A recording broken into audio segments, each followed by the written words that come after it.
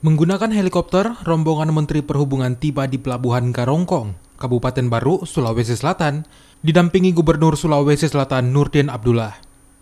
Rencananya, pembangunan rel kereta api lebih dulu akan difokuskan ke Pelabuhan Karongkong, Kabupaten Baru, untuk batu bara. Selain di Pelabuhan Karongkong, Menteri Perhubungan juga mengunjungi pembangunan rel kereta api di PKE, Kabupaten Baru, Sulawesi Selatan, yang nantinya akan menghubungkan Parepare dan Makassar.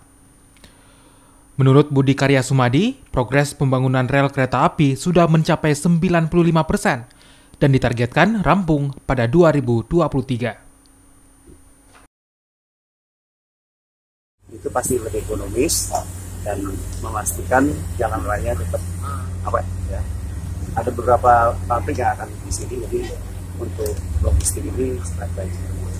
Nah, untuk penumpang setelah 104 kita akan teruskan ke Makassar, bahkan ke bandara, dan yang Parepare juga teruskan ke Parepare. Jadi Makassar Parepare kita perkirakan